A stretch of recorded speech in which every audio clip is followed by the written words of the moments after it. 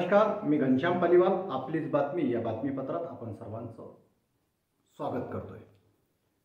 आजचा विषय आहे आमदार कडूचा उपजिल्हा रुग्णालय चांदूर बाजार या ठिकाणी on the spot inspection. Chandur बाजार शहरातील निम्म्याहून अधिक नागरिक एकीकडे साखर झोपेत असतील तर दुसरीकडे आमदार कडू उपजिल्हा रुग्णालयात अधिकाऱ्यांना धारेवर धरत होते. आज उपजिल्हा रुग्णालय चांदूर बाजार या ठिकाणी आमदार कडू यांनी भेट देताना आमदार कडू यांच्यातील रुग्णसेवक आज दृष्टीस पडला.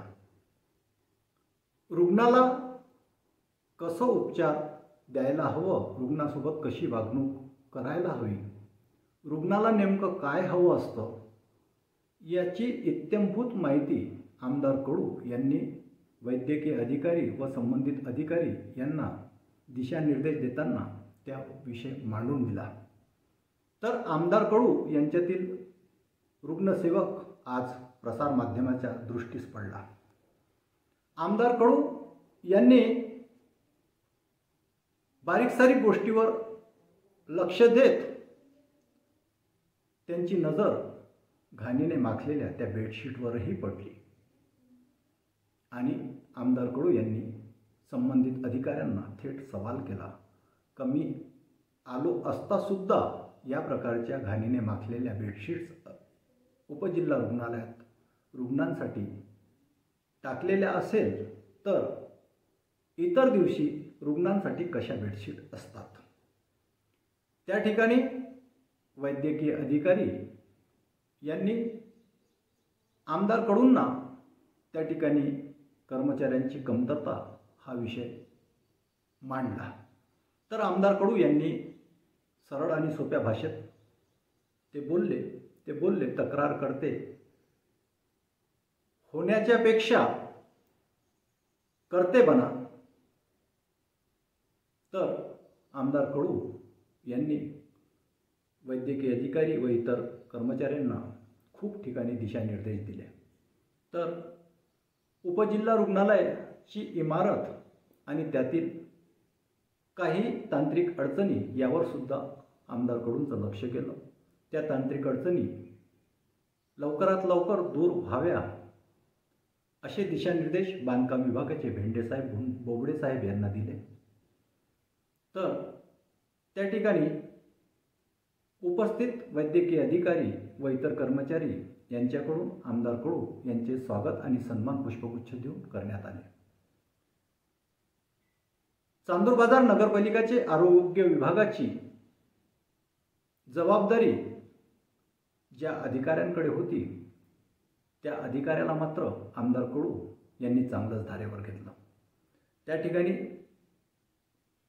आमदार कडू यांच्या निदर्शनास आलेलं ते घाणीचं साम्राज्य यावरून ते आमदार कडू संबंधित अधिकाऱ्यावर खूप संतापले व यांचं पगार कपात करा असंही उपस्थित मुख्याधिकारी यांना त्यांनी दिशानिर्देश दिले. एकंदरीत आमदार कडू यांचा रुग्णसेवेचा अनुभव आज या ठिकाणी आम्हाला पाहायला मिळाला. तर रुग्णाला नेमकं काय हवं असतं आणि कशा व्यवस्था असायला हवी याचाही अनुभव आम्हाला आमदार कडू यांच्या चर्चेतून आम्हाला पाहायला मिळाला. या ठिकाणी आमदार कडू यांच्यासोबत रुग्णसेवक नरेंद्र वानखडे, माजी नगरसेवक सुदेश नाकाडे, सचिन खुडे, माजी उपाध्यक्ष मुजफ्फर हुसेन, दीपक भोंगाडे, रणजित देशमुख, उमेश कपाले, गणेश पुरोहित, पवन वाट सह मोठ्या संख्येत प्रहार पदाधिकारी व प्रहार कार्यकर्ते सुद्धा यावेळेस उपस्थित होते. त्या ठिकाणी खूप वेळपर्यंत ही चर्चा चालू होती. येणाऱ्या काळात या उपजिल्हा रुग्णालयाला जर जागा कमी पडत असेल तर ती जागासुद्धा आपण हस्तांतरित करून घेऊ. कुठे निधी कमी पडत असेल तर ती निधीसुद्धा आपण उपलब्ध करू असं आश्वासन आमदार कडू यांनी संबंधित अधिकाऱ्यांना व नागरिकांना या ठिकाणी आश्वासन दिलं।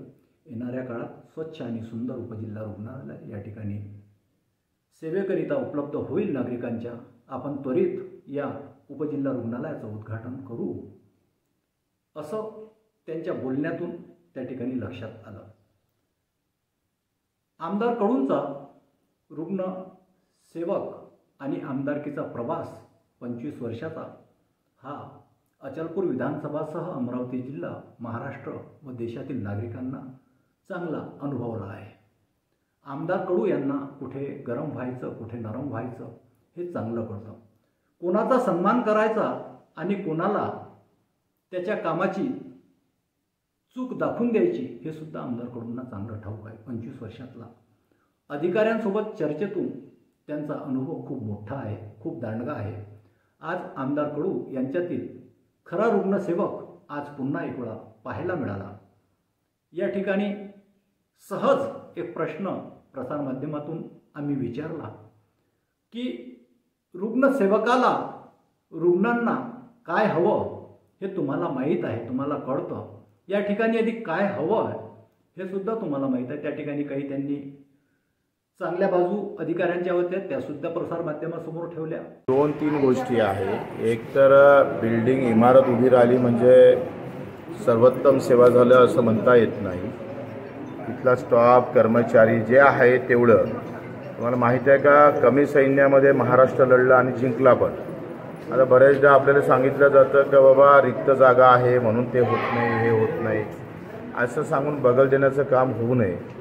दुसरी गोष्ट का सरकारनं जे धोरणं ठेवलेले आहे आरोग्यासाठी ते अतिशय तुकडे आहे, म्हणजे वाईट आहे। आता डॉक्टरांना जो पगार आहे ते पगार 1 लाखाच्या आत भेटतं, त्याच्यानं चांगले डॉक्टर इकडे येत नाही। जर प्राध्यापकांना 2.5 लाख पगार भेटते तर डॉक्टरांना 2.5 लाख ठेवले पाहिजे। आणि इथल्या कर्मचारी आरोग्यसेवेमध्ये जो कर्मचारी काम करतं त्याला आधीचा पगार देणं गरजेचं आहे ना, कारण तो कधी 24 तास लोकांच्या संपर्कात अधिक जास्त जर कोणी राहत असेल तर तो आरोग्याचा कर्मचारी राहतो। त्याच्याकडे वेगळे धोरणं जेपर्यंत सरकार करत नाही तोपर्यंत फक्त इमारती दिसणार पण सेवा कमी दिसेल।